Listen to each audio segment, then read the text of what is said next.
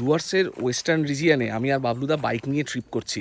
দারুণ সুন্দর কালকে ঘুরেছি এবং সকালে বেরিয়ে বিকেলবেলা চলে এসেছি। এখানে থেকেছি, রাতে ভালো করে ঘুমিয়েছি, সুন্দর খাওয়া দাওয়া হয়েছে। এখনই বেরিয়ে পড়বো। আজকে দালগাঁও যাব, আর যাব হচ্ছে গিয়ে রঙ্গ।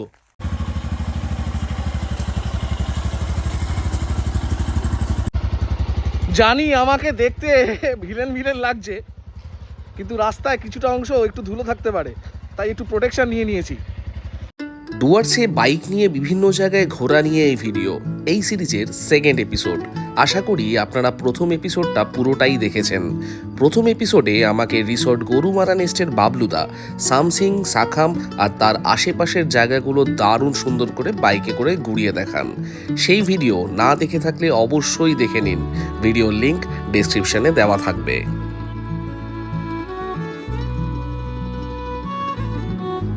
বাইক রাইড করা যাদের প্যাশন, তাদের কাছে ওয়েস্টার্ন ডুয়ার্স এক কথায় স্বর্গ। একজন প্রকৃতিপ্রেমিক বাইকার যদি তার বাইকে করে দিন তিনেক পশ্চিম ডুয়ার্সে ঘুরতে চান, তাহলে একদম সেন্ট্রাল লোকেশনে অবস্থিত বাবলুদার এই রিসোর্ট থেকে ঘুরে দেখতে পারেন। এই রিসোর্টে থাকার ঘর থেকে শুরু করে খাওয়া দাওয়া সব কিছুই দুর্দান্ত। আর তাছাড়া বাবলুদার সান্নিধ্য, পাহাড়, জঙ্গল, পশু পাখি, ট্রেক, ক্যাম্পিং সব কিছু নিয়ে বাবলুদার জ্ঞান অপরিসীম। বাবলুদার ফোন নাম্বার ডেসক্রিপশনে দেওয়া থাকবে। রিসর্টের সমস্ত বুকিং উনি নিজেই সামলান, চাইলে কিন্তু যোগাযোগ করতেই পারেন। গতকাল আমরা চালসা মোড় থেকে সোজা সামসিংয়ের রাস্তা ধরেছিলাম। আজ চালসা মোড় থেকে ডান দিকে ঘুরে চাপড়ামারির জঙ্গলের রাস্তা ধরব।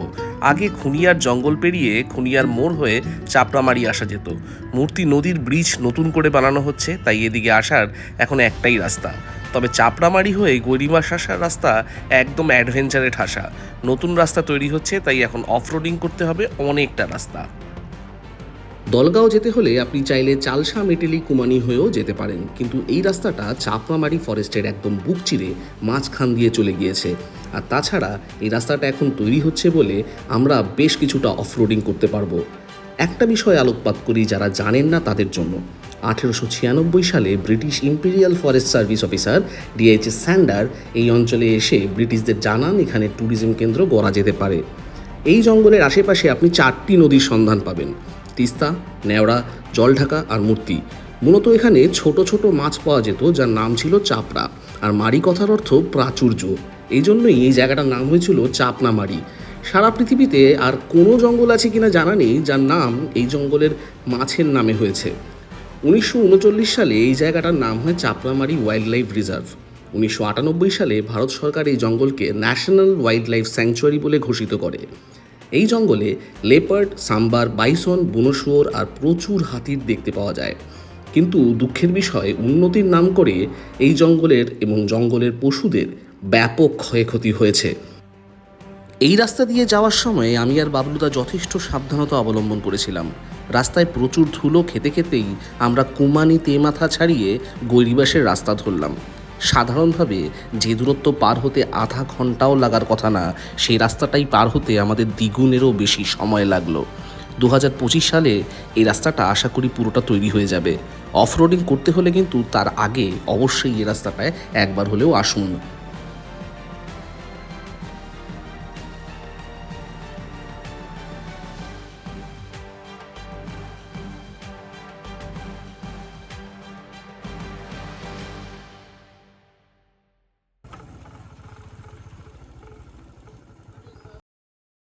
গরুমারা থেকে চালসা হয়ে এই যে রাস্তাটা এলাম, এই রাস্তাটা আর কিছুদিন পর ঠিক হয়ে যাবে, দারুণ রাস্তা হয়ে যাবে।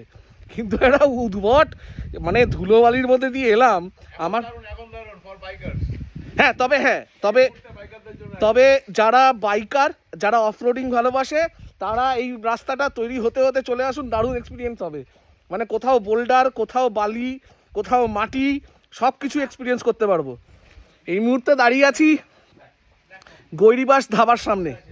এখানটা বাবলুদার পরিচিত এক বন্ধুর ধাবা, আর তলা থেকে একটা নদী গেছে, আর উপরে এখানে একটা ব্রিজ রয়েছে। রাস্তাটা ছিল বাবলুদা, মানে যারা বাইক চালাবে, আমার তো পাহাড়ে বাইক নিয়ে যাওয়ার এত ইচ্ছা ছিল, কোনোদিন হয়নি। তোমার পাল্লায় পরে এটা একটা অফরোডিং এক্সপিরিয়েন্স, মানে বলে বোঝাতে পারবো না। হ্যাঁ লাদাখ, তুমি বললেই লাদাখ আমি রাজি। আমি কোনোদিন যাইনি, ওটাও আমার স্বপ্নের মতন। আমি রাজি, আমি রাজি। বাবলুদা কিন্তু ভিডিওতে বললো আমাকে লাদাখ নিয়ে যাবে, আপনারা সাক্ষী থাকলেন, বুঝলেন? একেই বলে কপাল। মানে একে তো বাবলুদার ওখানে দুর্ধর্ষ খাওয়া দাওয়া হচ্ছে, এই জার্নি করলাম, বাবলুদার আমি প্রচুর ধুলো খেয়েছি, ধুলো খেতে খেতে বোর হয়ে গেছি, বুঝলেন তো। এবার আমরা আনন্দ ভাইয়ের দোকানে এসেছি। আনন্দ ভাই কিন্তু বম্বে তাজের শেফ, ওনার হাতের চিকেন মোমো, এটা আমাকে আগে বাবলুদা বলেনি, কফি নিয়েছিলাম শুধু। এবার বাবলুদা একটা মোমো বলেছিল, ওখান থেকে আমি ভাগ বসাবোই। পাহাড়ে এসছি, আস্তে আস্তে মোমো পেয়েছি, কফি পেয়েছি, ধুলো পেয়েছি, সঙ্গে পেয়েছি ভালোবাসা। এনার নাম হচ্ছে গিয়ে প্রেম। প্রেমদার সাথে দেখা হয়েছে, হাতে খুপড়ি নিয়ে বলছে এটাও দেখিয়ে দাও। এটা কি বলে? শিকল। এটাকে বলে শিকল। শিকল ঝোপঝাড় কাটার জন্য, ওই জঙ্গলের গাছ গাছালি এগুলো কাটার জন্য। লোকাল গ্রামের লোক, বেশ মজায় আছি, ভালোই লাগছে। এখান থেকে আমরা এগিয়ে যাব। এই পরের রাস্তাটা কোন দিক দিয়ে যাবো বলে দাও বাবলু। আমরা এখন যাবো গৈরিবাস, হ্যাঁ, তারপরে যাবো ধলগাঁও। আচ্ছা, সুন্দর একটা ভিউ পয়েন্ট। হ্যাঁ, ধলগাঁওয়ের পরে আফিল উঠে যাবো রঙ্গ। যেখানে বহু পুরনো সেটেলমেন্ট, এবং সেখানে ব্রিটিশ পিরিয়ডের সেটেলমেন্ট, কুইনান চায় সব বলে শুনেছি। এক্স্যাক্টলি তাই। আমরা ওখানে রঙ্গ যে নামটা হয়েছে, কুইনান যখন সিংকোনা প্ল্যান্টেশন ব্রিটিশরা শুরু করেছিলেন এখানে, সর্বপ্রথম রঙ্গনে। এবং যেহেতু আমাদের মায়ানমারে অনেক আগেই শুরু, মানে রেঙ্গুনে অনেক আগেই শুরু হয়েছিল, ওখান থেকে লোকজনকে নিয়ে এসেছিল অ্যাজ এ এক্সপার্টিস। আচ্ছা, তারা এখানে এখনো পর্যন্ত সেটেল হয়ে রয়েছে। আচ্ছা আচ্ছা আচ্ছা, তারা আজ পর্যন্ত ওখানে থাকে, যেহেতু তাদের সূত্র ধরে নামটা হয়েছে রঙ্গ। বাবলুদা না থাকলে অনেক কিছু জানতে পারতাম না, শুধু ঘুরতাম, প্রকৃতি দেখতাম, ইতিহাসটা তো জানতে হবে।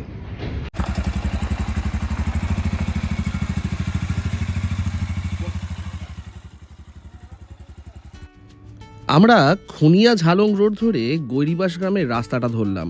কিছুটা এগোলেই পাবেন একটা 3 মাথার মোড়। ডান দিকের রাস্তাটা চলে গেছে ঝালং হয়ে বিন্দু, এবং বাঁ দিকের রাস্তাটা গেছে রঙ্গ ফরেস্টের দিকে। আমরা বাঁ দিকের রাস্তাটা ধরলাম। গৈরিবাস ধাবা থেকে দলগাঁও ভিউ পয়েন্ট মাত্র 5.5 কিলোমিটার রাস্তা, যেতে সময় লাগবে প্রায় 15 মিনিট। রাস্তাটা এঁকে বেঁকে ছোট ছোট পাহাড়ি গ্রাম হয়ে গিয়েছে। অসম্ভব সুন্দর নিরিবিলি পরিবেশ। এখানকার সবুজ গাছপালা দেখতে দেখতেই পৌঁছে যাবেন ফরেস্ট চেকপোস্টে।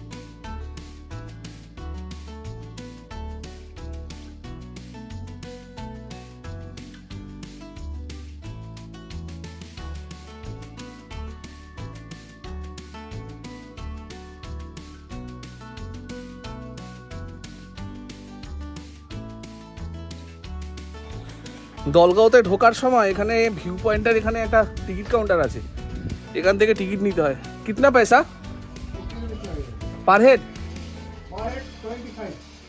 হ্যাঁ লিজিয়ে, পার হেড 25 টাকা করে, 50 টাকা।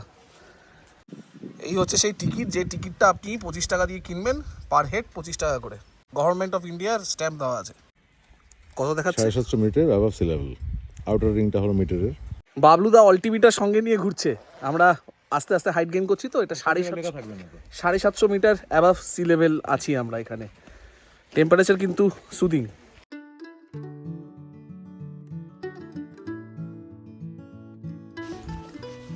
এগুলো কি থাকার জায়গা? থাকার জায়গা, কিন্তু গভর্নমেন্ট ইনিশিয়েটিভ, কিন্তু এখনো শুরুই হয়নি।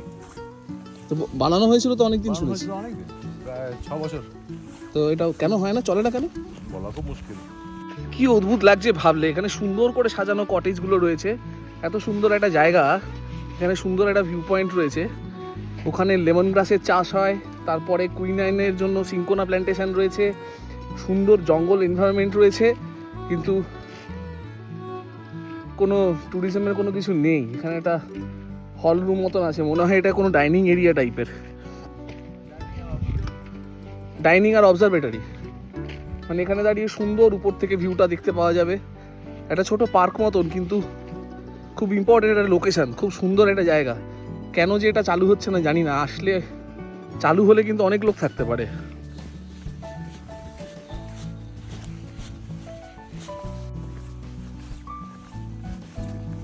একটা দিক কি, টুরিস্ট নেই বলে জায়গাটা কিন্তু নোংরাও সেরকম হয়নি, খুব পরিষ্কার করে সাজানো একটা বাগান রয়েছে। আর উপরে সিঁড়ি দিয়ে উঠে ওখান থেকে সুন্দর খাদের দৃশ্য দেখতে পাওয়া যাবে। প্রচুর বোগনভেলিয়া ফুল ফুটে আছে, সুন্দর সুন্দর, দারুণ সুন্দর। দেখাচ্ছি আপনাদের ভিউটা।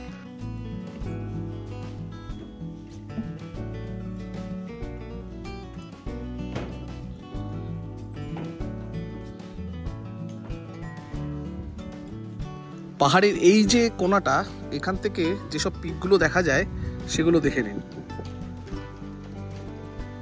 এদিক থেকে প্যাঙ্গোলাখা, তারপর লিংটু, তারপর দৌনাশান, তারপর গিম্বোচি, তারপর জিবুমা, তারপর কুইরাই, তারপর ভালুটার, তারপর তুলেলা পিক, তারপর ওদারিয়া। খুব উঁচু না হলেও এই জোন থেকে আপনি মানে ক্লিয়ার ডে এই পিকগুলো দেখতে পাবেন। দূরে যে ওই শহরটার মতন দেখা যাচ্ছে ওটা বেসিক্যালি ঝালন, আর ওই ঝালংয়ের পাশ থেকে এদিক থেকে ব্রিজ এসছে, পাশ থেকে চলে গেছে জলঢাকা নদী, আর ওই পারে হচ্ছে গিয়ে ভুটানের পাহাড়। পিছনে যে পাহাড়টা দেখতে পাওয়া যাচ্ছে ওটা হচ্ছে কি জিতি ভুটান, আর এইখানে হচ্ছে গিয়ে উপরে এই জায়গাটায় এটা হচ্ছে গিয়ে গোলা ভুটান, আর এই যে জায়গাটা এক্স্যাক্টলি এই জায়গাটা এটা হচ্ছে কি তেন্দু ভুটান। আর এই যে পাহাড়ের যেটা আবছা দেখতে পাওয়া যাচ্ছে ওই জায়গাটা হচ্ছে বাড়া ভুটান। বাবলুদা ready for the next destination? চলো। ওয়েদার খারাপ হচ্ছে, মেঘ শুরু হয়ে যাচ্ছে, তো তাড়াতাড়ি যেতে হবে।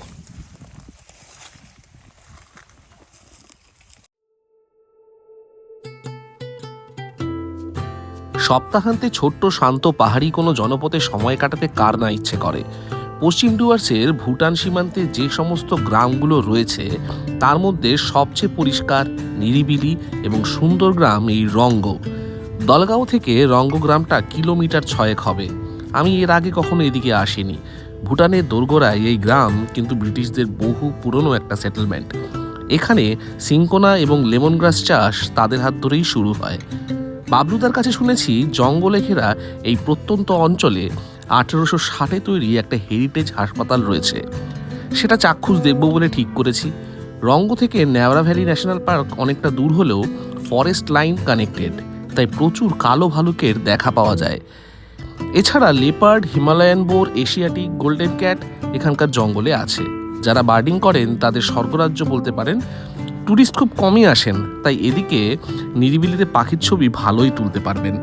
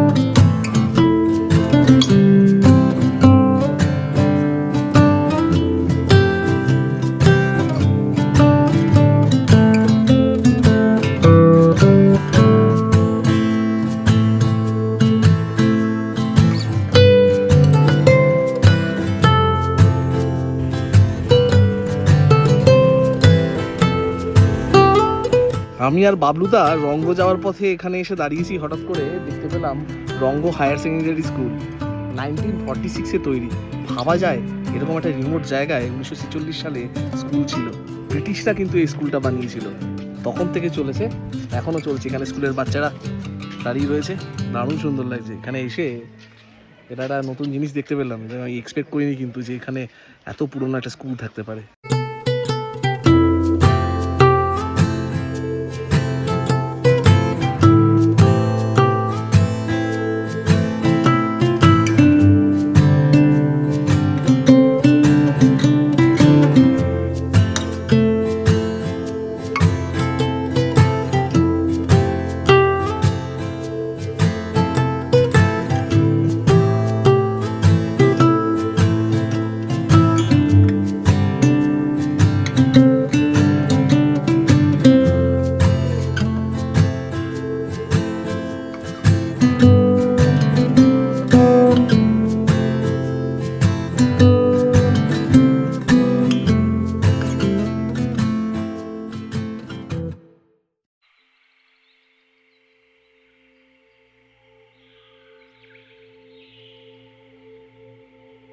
আমি এই মুহূর্তে যেখানে এসেছি সেই জায়গাটা হচ্ছে গিয়ে রঙ্গ হাসপাতাল।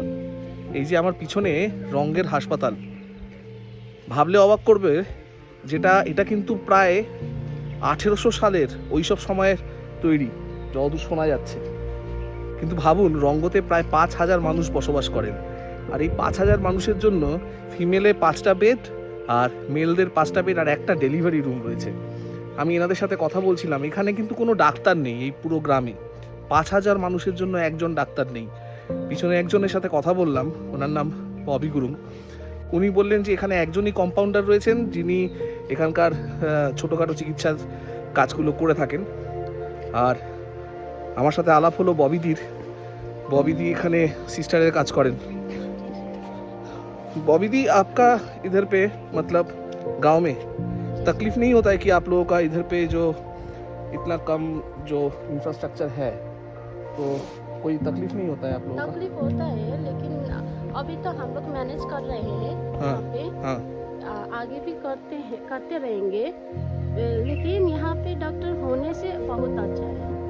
यहाँ पे এখানে যারা থাকেন তাদের দাবি হচ্ছে গিয়ে এখানে একজন ডাক্তার যদি থাকে, সেটা অন্তত জুনিয়র ডাক্তার হলেও হয়, অন্তত কাজ তো চালানোর মতন যাবে। যে কঠিন চিকিৎসা না হোক, ছোটোখাটো চিকিৎসার জায়গাটাতে এখানে ফিল আপ করা যেতে পারে। ভাবলে খুব অবাক লাগলো যে এরকম একটা ট্যুরিজম সার্কিট, যেখানে আশেপাশে হোমস্টে আছে, ট্যুরিস্ট আসে, সেখানে একটা হসপিটাল রয়েছে, ওখানে একটা ডিসপেন্সারি রয়েছে, কিন্তু এত মানুষ, এত বসবাস, প্রায় 5000 জন মানুষ এখানে থাকেন, তারা ভোট দিচ্ছে, কিন্তু যে মিনিমাম সুবিধা একজন ডাক্তার সেটা কি দেওয়া যেত না? কনসার্ন ডিপার্টমেন্টে যদি কেউ দেখে থাকেন তাহলে প্লিজ এখানে একজন ডাক্তার পাঠান, যারা এখানকার চিকিৎসার দায়িত্ব নিতে হবে। ভাবুন, এখানে যদি কোনো অসুবিধা হয়, কোনো হঠাৎ করে কারো হার্ট অ্যাটাক হলো বা কোনো কিছু হলো, সামলাতে হলে কিন্তু এই কম্পাউন্ডারকে সামলাতে হবে বা সিস্টারকে সামলাতে হবে। আর সেখানে যদি কোনো বিপদ ঘটে তাহলে তার দায় কে নেবে? ঘুরছি, বেড়াচ্ছি, এরকম জায়গা নতুন নতুন খুঁজে বেড়াচ্ছি, কিন্তু এই অসুবিধার কথা ভাবলে খুব খারাপ লাগছে। এখানে সিনকোনা প্ল্যান্টেশন হয়, খুব ইম্পর্টেন্ট একটা জায়গা, প্রচুর মানুষজনের বসবাস করে, প্রচুর ট্যুরিস্ট আসে। আশা করি সরকারের টনক নড়বে কখনো।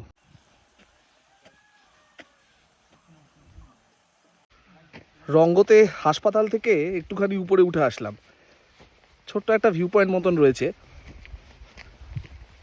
জায়গাটা একটু পরিষ্কার পরিচ্ছন্ন হলে ভালো হতো। এই জায়গাটা বলে ঝানকি পার্ক, একটা শহীদ বেদি রয়েছে।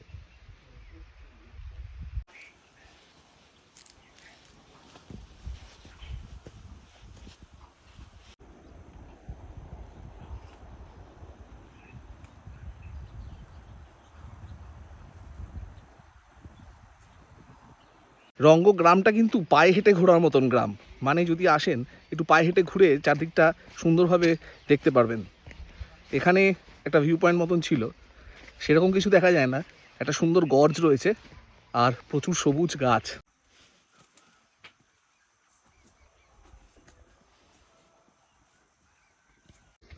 রঙ্গতে এসে একটা দারুণ সুন্দর দোকান দেখতে পেলাম। এখানে গ্রামের দিকের যে দোকানগুলো হয়, এত কিছু কিন্তু পাওয়া যায় না, এটা খুব সুন্দর করে সাজিয়ে রেখেছে। আপনাদের সাথে আলাপ করিয়ে দিই, এখানে এসে আলাপ হয়েছে, এনার নাম হচ্ছে কি বিনয় গুরুং।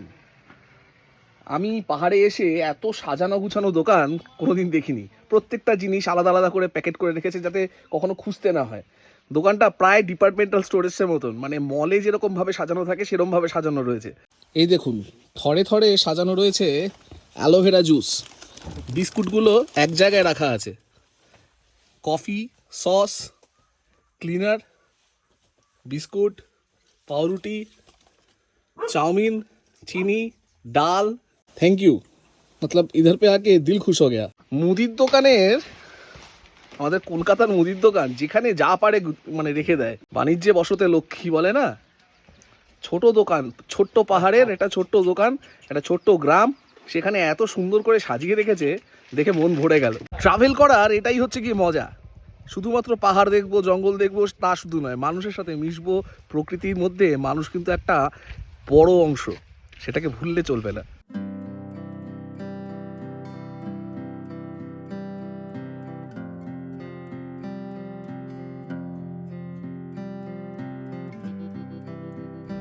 রঙ্গ গ্রামটায় আসলে পায়ে হেঁটে হেঁটে লোকাল ফার্মিং লাইফকে প্রত্যক্ষ করতে পারবেন। পাহাড়ি সারময় এসে আপনার আদর খেয়ে যাবে।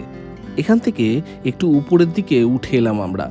গ্রামটা যেখানে শেষ হয়েছে সেখানে নাকি একটা পাইনের জঙ্গল আছে, সেটা দেখতেই আমরা উঠে গেলাম অনেকটা দূর। মিনিট 5-এর রাস্তা হলেও হেঁটে যেতে কিন্তু অনেকটাই সময় লাগবে। গাড়ি সঙ্গে থাকলে খুব একটা অসুবিধা হওয়ার কথা নয়। রাস্তাটা বেশ পরিষ্কার এবং বেশ নির্জন।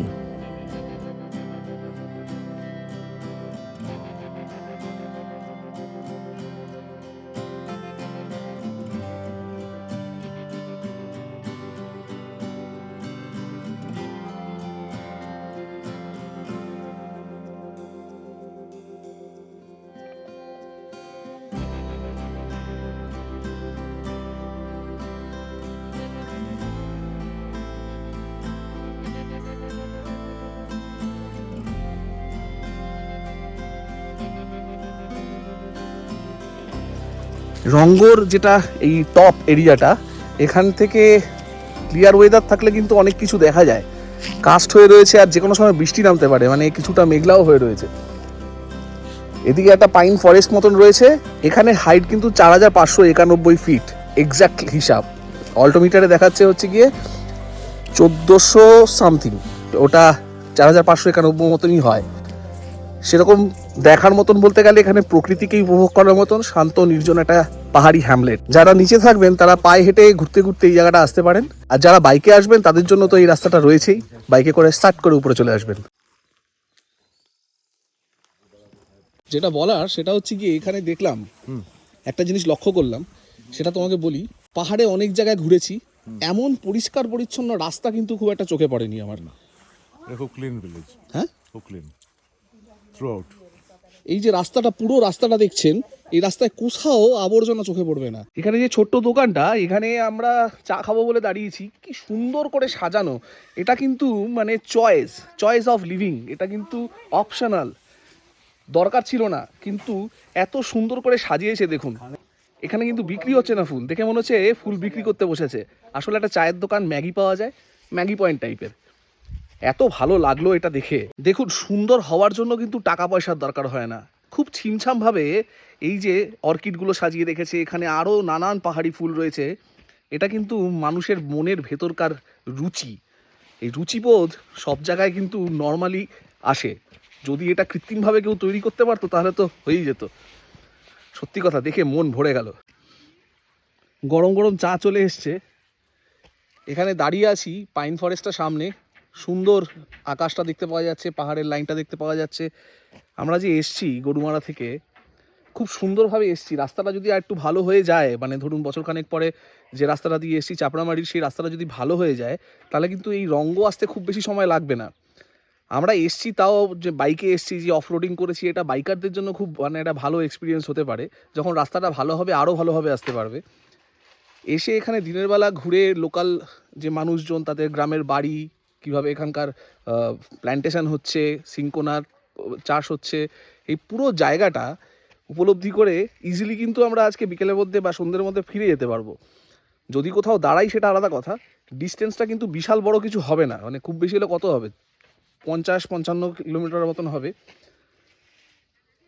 গরুমারা থেকে এই যে পাহাড়ে আসছি আবার নামছি, বিশেষ যে ধকল হচ্ছে সেটা কিন্তু নয়, খুব আরামেই আসছি, অসুবিধা হয়নি। হ্যাঁ, যেখানে বোল্ডার ঠোল্ডার আছে সেখানে একটু ঝাঁকুনি ঠাকুনি হতে পারে, সেটা আলাদা ব্যাপার, কিন্তু অ্যাজ এ হোল জার্নিটা খুব স্মুথ।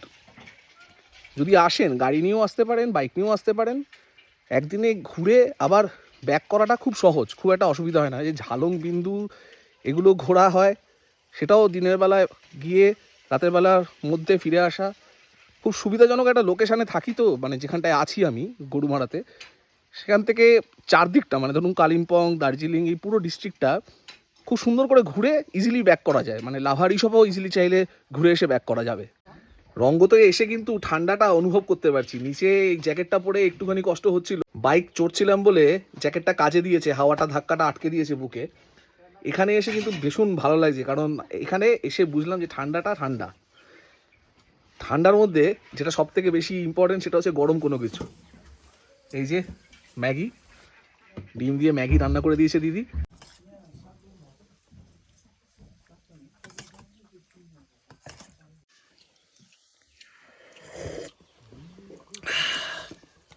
ঠান্ডার মধ্যে এই গরম স্যুপের মতন ম্যাগি,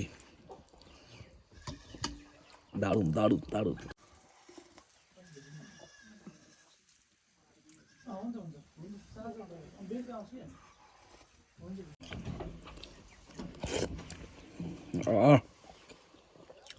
ফাটিয়ে বাবলুদা।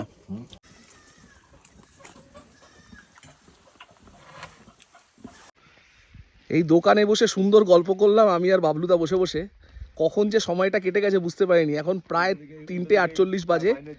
এই যে পাইনের জঙ্গলের সামনে দাঁড়িয়ে বিকেলটা আস্তে আস্তে হচ্ছে, এই ফিলিংসটা দারুণ। এখান থেকে এখন বেরিয়ে যাবো সোজা গরুমারা। দারুণ একটা এক্সপিরিয়েন্স হলো। আপনারা যারা দেখছেন আমার ভিডিও অবশ্যই কিন্তু পারলে একটু শেয়ার করবেন, তাহলে আমার একটুখানি উপকার হয়, আর যারা দেখছে তাদেরও কিছু নলেজ গেইন হয়। প্রসঙ্গত জানিয়ে রাখি, রঙ্গতে কিন্তু সবচেয়ে বেশি বৃষ্টি হয় পশ্চিমবঙ্গের মধ্যে। চারদিকে মেঘ করে এসছে, যে কোনো সময় ঝেঁপে নামতে পারে। জানি না, আশা করি মেঘটা কাটিয়ে নিচে নেমে যেতে পারবো, কারণ নিচের ওয়েদার তো ক্লিয়ার আছে।